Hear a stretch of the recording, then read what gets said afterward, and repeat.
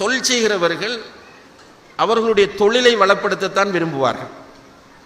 இப்போ உதாரணமாக சினிமா என்பது அது ஒரு சேவை அல்ல, அது ஒரு சர்வீஸ் அல்ல. சினிமா என்பது அது ஒரு தொழில். அதிலே அந்த பாக்ஸுகளை தூக்குகிற ஊழியன் முதற்கொண்டு எல்லோருமே பணத்தை மையப்படுத்தி வேலை செய்கிற ஒரு இடம். அவர்களுக்கு தேவை என்னென்றால் எப்படி எடுத்தால் அந்தந்த படம் வெற்றி அடையும். இதுதான் அவர்களுடைய சிந்தனையாக இருக்குமே தவிர அவர்களிடத்தில் எந்த எத்திக்ஸையும் பேணக்கூடியவர்களாக அவர்கள் இருக்க மாட்டார்கள். அப்போ அவர்கள் சில விஷயங்களை பிழையாக கொண்டு வரும்போது அது கண்டிப்பாக நடுநிலையாளர்களால் எதிர்க்கப்படும். அப்படி எதிர்க்கப்படுகிற நேரத்தில் இப்போ அண்மையில் சில படங்கள் அப்படி வெளிவந்ததாக கேள்விப்படுகிறோம். அதை எதிர்க்கிற போது சில மொக்காடு போட்ட பெண்கள், முஸ்லிம் பெயர்களை வைத்து கொண்ட பெண்கள் மீடியாக்களிலே அவர்களுக்கு சார்பாக பேசுகிற நிலையையும் இஸ்லாத்தை கொச்சைப்படுத்தக்கூடிய முறையில் பேசுகிற நிலையை நாம் பார்க்கிறோம். அல்லாஹ் அவர்களுக்கு ஹிதாயத்தை கொடுக்க வேண்டும். உண்மையிலே முஸ்லிம் பெற்றோருக்கு பிறந்த அவர்கள் அல்லாஹ்வை அஞ்சிக் கொள்ள வேண்டும். அவர்கள் மறந்துவிடக் கூடாது, அவர்களை படைத்தது ரப்புல் ஆலமீனாகிய அல்லாஹ். அவர்களுக்கு ரிஸ்கை கொடுத்து கொண்டிருப்பது அல்லாஹ். அவர்களுக்கு தேவையான அனைத்தையும் வழங்கி கொண்டிருப்பது அல்லாஹ். அல்லாஹ் அவர்களுக்கு எழுதிய தவணையில் மலக்குல் மௌத் அலைஹிஸ்ஸலாம் அவர்கள் அவர்களுடைய உயிர்களை கைப்பற்றிய பிறகு கபருக்குள் அவர்கள் முன்கர் நக்கீர் அலைஹிமுஸ்ஸலாம் 2 பேரையும் கண்டிப்பாக சந்தித்தே ஆக வேண்டும். அவர்களுடைய கேள்விகளுக்கு பதில் சொல்லியாக வேண்டும். கபரிலே நீண்ட காலம் அவர்கள் வாழ வேண்டும். அல் ஹயாத்துல் பர்ஸஹியா என்கிற கபருடைய வாழ்க்கையை அவர்கள் சந்தித்தே ஆக வேண்டும். அவர்களுடைய உள்ளத்தில் ஈமான் இல்லாமல் இருக்கலாம், ஆனால் குர்ஆனும் ஹதீஸும் அதை தெளிவாக சொல்லி இருக்கிறது. அந்த அடிப்படையில் அவர்கள் கபருக்குள் ஒரு பெரிய வாழ்க்கை வாழ வேண்டும். அதற்கு பிறகு மஹ்ஷர், உலகம் அளிக்கப்பட்ட பிறகு மஹ்ஷரிலே ஒன்று சேர்க்கப்படுவோம். மஹ்ஷருடைய நிலைமை டிஃபரெண்டானது. உடம்பில் ஒரு துண்டு துணி இருக்காது, காலிலே செருப்பு இருக்காது, நிலம் நம்முடைய இந்த பூமியில இருக்கிற நிலம் போன்று இருக்காது, மரங்கள் கட்டிடங்கள் எதுவும் கிடையாது. ஆடை இல்லாமல் அல்லாஹு தஆலா எல்லோரையும் எழுப்பி சூரியனை தலைக்கு 1 மைலுக்கு மேல் வைத்து விடுவான். அந்த நேரத்தில் இப்படி சூரியன் ஈவினிங் ஆன சூரியன் மறையும், அங்கு அது கிடையாது. மஹ்ஷரில் ஒரே நிலையில் தான் சூரியன் இருக்க போகிறது. உடம்பிலிருந்து வியர்வை கொட்டும். அல்லாஹ் யாருக்கு ரஹ்மத் செய்தானோ அவர்களுக்கு அர்ஷின் கீழ் நிழல் கிடைக்கும். ஏனையோர் எல்லாம் இந்த வியர்வையிலே நிற்பார்கள். அதற்கு இந்த நிலை 1 வருடம் 100 வருடம் 1000 வருடம் அல்ல, 50,000 வருடங்கள் இந்த நிலை நீடிக்கும். சுப்ஹானல்லாஹ், அல்லாஹ் பாதுகாக்க வேண்டும். அதுக்கு பிறகுதான் 50,000 வருடங்களுக்கு பிறகு நபிகள் நாயகம் ஸல்லல்லாஹு அலைஹி வஸல்லம் அவர்கள் ஷஃபாஅத் செய்த பிறகுதான் அல்லாஹு தஆலா கேள்வி கணக்கை ஸ்டார்ட் பண்ணுவான். அந்த கேள்வி கணக்கு நேரத்தில் ரசூல் ஸல்லல்லாஹு அலைஹி வஸல்லம் அவர்கள் சொல்லுகிறார்கள், மா மின்கும் மின் அஹதின் இல்லா சயுகல்லிமுஹு ரப்புஹு லைஸ பைனஹு வ பைனஹு தர்ஜுமான். உங்கள் ஒவ்வொருவரோடும் அல்லாஹ் நேரடியாக பேசுவான், இடையில மொழிபெயர்ப்பாளர்கள் யாருமே இருக்க மாட்டார்கள். இவ்வாறு குர்ஆன் சுன்னாவுக்கு மாற்றமாக ஜாஹிலியத்துகளுக்கு வக்காலத்து வாங்கி கொண்டு மீடியாக்களில் இதை நியாயப்படுத்தி கொண்டிருக்கக்கூடிய சகோதரிகள் புரிந்து கொள்ள வேண்டும். இன்ஷா அல்லாஹ் நீங்கள் தௌபா செய்யாமல் மௌத்தானால் அனுபவிப்பீர்கள். அல்லாஹுடைய நீதிமன்றத்தில் நிர்வாணமாக நிறுத்தப்பட்டு அந்த நேரத்தில் அல்லாஹ் உங்களிடத்தில் கேட்பான். உங்களுக்கு உலமாக்கள் சொன்னார்கள், உங்களுக்கு குர்ஆன் இருந்தது, குர்ஆனுடைய மொழிபெயர்ப்பு இருந்தது, ஹதீஸ் இருந்தது, ஹதீஸினுடைய மொழிபெயர்ப்பு இருந்தது, அதை படிக்காமல் வெறுமனே சில உலக லாபங்களுக்காக வேண்டி நீங்கள் இஸ்லாமிய சட்டங்களை கொச்சைப்படுத்தினீர்களே என்று ரப்புல் ஆலமீன் இப்படியானவர்களிடத்திலே கேட்கும் போது மேலும் கீழும் பார்ப்பார்கள். வலது பக்கம் திரும்புவார்கள், இடது பக்கம் திரும்புவார்கள். அவர்கள் தேடியவை மட்டும்தான் இருக்கும். சத்தம் கேள்வி வந்த திசையை நோக்கி திரும்பி பார்ப்பார்கள். நபிகள் நாயகம் ஸல்லல்லாஹு அலைஹி வஸல்லம் அவர்கள் சொல்லுகிறார்கள், மா யரா தில்கா வஜ்ஹிஹி இல்ல النار. முன்னால் நரகம்தான் இருக்கும். சுப்ஹானல்லாஹ். முன்னால பார்த்தால் நரகம், வஜீஅ யௌமஇதின் பிஜஹன்னம், நரகம் இழுத்து கொண்டு வரப்படும். நரகத்திற்கு 70,000 மூக்கணாங்கயிறுகள். நரகத்திற்கு அல்லாஹ் 70,000 மூக்கணாங்கயிறுகள் என்ற ஒரு மாட்டை இழுக்கிறதுக்கு ஒரு கயிறு கட்டியிருப்பாங்க. அதுபோல நரகத்திற்கு அல்லாஹ் 70,000 மூக்கணாங்கயிறுகளை வைத்திருப்பான். ஒவ்வொரு கயிற்றிலும் 70,000 மலக்குகள் நின்று இழுத்து கொண்டு வருவார்கள். அல்லாஹு அக்பர். சமிஉ லஹா தகய்யுதன் வ ஸஃபீரா, அந்த நரகம் இறைந்து கொண்டு கொதித்துக் கொண்டிருப்பதை இப்படியானவர்கள் பார்ப்பார்கள். யௌமஇதின் யததக்கருல் இன்சான், அந்த நேரத்தில் ஞானம் வரும், அந்த நேரத்தில் அறிவு வரும், அந்த நேரத்தில் யோசிப்பான். வ அன்னா லஹு ذிக்ரா, அப்படி யோசித்து என்ன பிரயோசனம் இருக்கிறது என்று அல்லாஹ் கேட்கிறான். எனவே அன்புள்ள சகோதரிகளே, ஃபெமினிசம் என்பது சில நேரங்களில் அவர்களுடைய சமுதாயங்களுக்கு தேவையானதாக இருக்கலாம். நம்முடைய குர்ஆனும் ஹதீஸும் பெண்களுக்கு பெற்று தந்திருக்கிற உரிமைகளும் சலுகைகளும் தாராளமாக நமக்கு போதும். அல்ஹம்துலில்லாஹ், நம்முடைய சமுதாயத்தில் உள்ள 99% பெண்கள் இந்த விஷயத்தில் திருப்தியோடு தான் இருக்கிறோம்.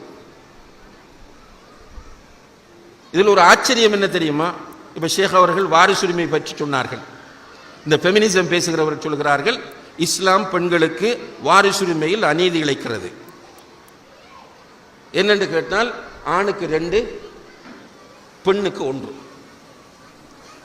ஒருவர் மௌத்தாகிறார், அவர் 2 பெண் பிள்ளைகளையும் ஒரு ஆண் பிள்ளையும் விட்டு செல்கிறார் என்றால், அவருடைய சொத்து உதாரணமாக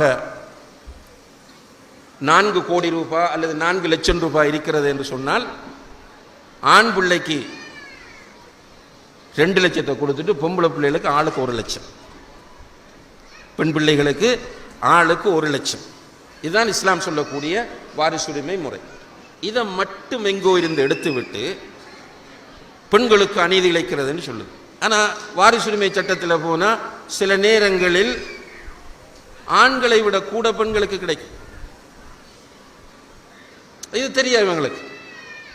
ஆண்களை விட அதிகமாக பெண்கள் எடுக்கிற நிலை இருக்கிறது. உதாரணமாக, ஒரு மனைவி மௌத்தாகிறார், ஒரு பெண் மௌத்தாகிறார். மௌத்தாகும் போது அந்த பெண்ணுக்கு கணவன் இருக்கிறார் உயிரோடு, ஒரு மகளும் இருக்கிறது. கணவனும் இருக்கிறார், மகள் ஒன்று இருக்கிற, ஒரே ஒரு மகள். இந்த நேரத்தில் கணவனுக்கு அந்த பெண்ணுடைய சொத்திலிருந்து 4இல் ஒரு பகுதி கிடைக்கும். மகளுக்கு எவ்வளவு கிடைக்கும் தெரியுமா? சொத்துல பாதி கிடைக்கும். அப்ப இந்த இடத்துல பெண்ணுக்கு அநீதியா ஆணுக்கு அநீதியா? கூட அந்த மனைவிக்காக பாடுபட்டவர் யாரு? கணவன் தானே. கூட மனைவியோடு இருந்தவர், மகர் கொடுத்தவர், மனைவிக்குரிய எல்லாமே செய்தவர் கணவர். ஆனா கணவருக்கு 4இல் 1, மகளுக்கு பாதி. அப்ப இது என்னென்னால் மேலோட்டமாக நுனிப்புள் மேய்ந்து விட்டு சட்டம் சொல்வது. இதில் ஆச்சரியம் என்னென்று கேட்டால், இந்த அந்த நீலி கண்ணீர் வடிப்பது என்று சொல்லுவார்கள், முதலை கண்ணீர். இந்த முதலை கண்ணீர் வடிக்கிறார்கள். ஆச்சரியம் என்னென்று கேட்டால், இது யார பிரச்சனை? இது ஆணுக்கு 2 பெண்ணுக்கு 1 என்ற விஷயம் யாருடைய பிரச்சனை? அவர்களுடைய பிரச்சனை, நம்முடைய பிரச்சனையா? இப்ப இஸ்லாத்துக்கு வெளியில் இருந்து இஸ்லாம் வாரிசுரிமை விஷயத்தில் பெண்களுக்கு அநீதி இழைக்கிறது என்று பேசுகிறார்களே, இது அவர்களுடைய பிரச்சனையா நம்முடைய பிரச்சனையா?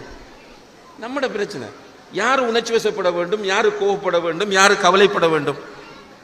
நம்முடைய சகோதரிகள், நம்முடைய தாய்மார்கள் தான் கவலைப்பட வேண்டும். நம்முடைய சமூகத்தில் உள்ள ஒரு பெண் கூட எங்களுக்கு இது அநீதி என்று இதுவரை பேசியதும் கிடையாது, நினைத்ததும் கிடையாது. பேசுறது இருக்கட்டும், நினைத்தது கூட கிடையாது. அப்படி நாங்கள் எல்லோரும் மனப்பூர்வமாக ஏற்றிருக்கும் போது உங்களுக்கு என்ன பிரச்சனை? அதே போலதான் நம்முடைய ட்ரெஸ் விஷயம். இப்ப நான் சொன்ன கருப்பு அணிவது என்பது நம்ம இஸ்லாம் வலியுறுத்தின ஒரு கலரா? இல்ல. கருப்பை ஏன் அணிகிறீங்க? உங்களோட விருப்பம். பலதார மனம் ஆண் முடிக்கிறார் 4 என்று சொன்னால் இஸ்லாம் அனுமதி கொடுத்திருக்கிறது அவருக்கு. ஏனென்றால் அவருடைய தேவைகள், இயல்புகளை கருத்தில் கொண்டு. அது எல்லா ஆண்களும் முடித்திருக்கிறார்களா? தேவைப்படுறால் மட்டும்தான் முடிப்பார். அப்ப என்னென்னால் மேலோட்டமாக நுனிப்புள் மேயக்கூடிய முறையில் இருந்து கொண்டு நம்முடைய சட்டங்களை இவர்கள் விமர்சித்துக் கொண்டிருக்கிறார்கள். ஒவ்வொன்றாக நம்ம எடுத்தால் இப்படியே பேசிக்கொண்டு போகலாம். அப்ப சுருக்கமாக நம்ம புரிந்து கொள்ள வேண்டிய விஷயம் என்னென்றால், கண்ணியத்திற்குரிய சகோதர சகோதரிகளே, ஃபெமினிசம் என்ற இந்த பெண்ணியம் அல்லது பெண்ணிலை வாதம் என்பது உண்மையிலே பெண்களுக்கு சில இடங்களில் அநீதி இழைக்கப்பட்ட போது உருவான ஒரு கோஷமாகும். அது அவர்களுடைய சமுதாயங்களுக்கு பொருத்தமாக இருக்கும். முஸ்லிம் சமுதாயத்திற்கு அது அடியோடு பொருத்தமான ஒன்றல்ல. என்றால் இஸ்லாம் தேவையான அனைத்து உரிமைகளையும் பெண்களுடைய இயல்பை கருத்தில் கொண்டு தந்து விட்டது. நீங்க எந்த ஒரு விஷயத்திலும் கூட பெண்ணுக்கு இஸ்லாம் அநீதி இழைத்திருக்கிறது என்று சொல்லவே முடியாது, காட்டவும் முடியாது. அல்ஹம்துலில்லாஹ் சும்மா அல்ஹம்துலில்லாஹ், அல்லாஹ் தேவையான அளவு தந்திருக்கிறான். சும்மா இந்த பொருளாதாரத்தை எடுத்து பாருங்க. பெண் வேலைக்கு போகணும்னு சொல்லுவாங்க. வேலைக்கு போறதுக்கு இஸ்லாத்தில் என்ன தடை இருக்கு? பெண் வெளியில வேலைக்கு போவதற்கு இஸ்லாத்தில் ஏதாவது தடை இருக்கா? இல்லை. நீங்க விரும்பினா ஜொப்புக்கு போகலாம். ஆனால் உங்களுடைய கண்ணியத்தையும் உங்களுடைய கற்பையும் நீங்கள் பாதுகாக்க வேண்டும். அதற்குரிய கட்டுப்பாட்டோடு போங்கள். நீங்கள் நிறைய சம்பாதிக்கிறீர்கள். சுப்ஹானல்லாஹ், ஒரு பெண் தன்னுடைய கணவனுடைய அனுமதியோடு ஒரு ஸ்கூலுக்கு டீச்சராக போகிறார் உதாரணமாக, அல்லது ஒரு காலேஜிலே ஒரு லெக்சராக கலந்து ஜாப் செய்கிறார். அவருக்கு நல்ல சம்பளம் கிடைக்கும். 50,000 ரூபாய் மந்த்லி கிடைக்கிறது. கணவனுடைய அனுமதியோடு போகிறார். இந்த பெண் மாதம் 50,000 ரூபாய் எடுக்கிறார் என்பதற்காக வீட்டு செலவு செய்ய வேண்டிய பொறுப்பு இந்த பெண்ணுக்கு இருக்கா? மார்க் அடிப்படையில் இஸ்லாமிய மார்க்கத்தில் அப்படி சொல்லப்படவில்லை. நீங்கள் உழைக்கிற 50,000 முழுக்க உங்களுடைய பாக்கெட்டில் உங்களுடைய பர்ஸில் வைத்துக் கொள்ளலாம். வீட்டுக்கு நீங்கள் செலவு செய்யாவிட்டால் அல்லாஹ்விடத்தில் நீங்கள் குற்றவாளிகள் கிடையாது. நீங்கள் 50,000 இல்லை 5 லட்சம் சேலரி எடுத்தால் கூட நீங்கள் உங்களுடைய வீட்டுக்கு செலவு செய்ய வேண்டும் என்று மார்க்கம் உங்களுக்கு கடமையாக்கவில்லை. அது உங்களுடைய பணம். அது வீட்டு வாடகை, வீட்டு ஈபி, வீட்டு வாட்டர் பில், வீட்டு கேஸ், வீட்டுக்கு தேவையான உணவு, உங்களுடைய உணவு, உங்களுக்குரிய ட்ரெஸ், உங்களுக்குரிய மருத்துவம் எல்லாம் யாருடைய பொறுப்பு? கணவனுடைய பொறுப்பு. சுப்ஹானல்லாஹ், இப்படி ஒரு மார்க்கத்தை உலகத்தில் எங்காவது காட்ட முடியுமா? ஆனால் நீங்க விரும்பினா வாலண்டியராக உங்களுடைய குடும்பத்திற்கு செலவு செய்யலாம், கணவனுக்கு தாராளமாக கொடுக்கலாம். உங்களுடைய ஜக்காத்தை பெற கணவன் தகுதியாக இருக்கும் போது அந்த ஜக்காத்தை கணவனுக்கு நீங்கள் கொடுக்கலாம்.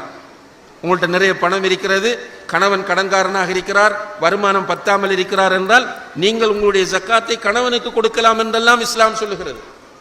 அப்ப இப்படியான ஒரு மார்க்கத்தில் இருந்து கொண்டு நான் யூனிவர்சிட்டியில் படிக்கிறேன், நான் சமூக செயற்பாட்டாளராக இருக்கிறேன், நான் மீடியாக்களிலே வருகிறேன், நான் அரசியலிலே கலந்து கொள்கிறேன் என்பதற்காக வேண்டி இந்த ஃபெமினிசம் என்கிற இந்த விஷயத்தை முஸ்லிம் பெண்கள் தூக்கி கொண்டு திரிவது என்பது உண்மையிலே கவலையான ஆச்சரியமான ஒரு விஷயமாகும். அல்லாஹ் அந்த நிலையிலிருந்து நம்மையும் நம்முடைய பிள்ளைகளையும் பாதுகாக்க வேண்டும்.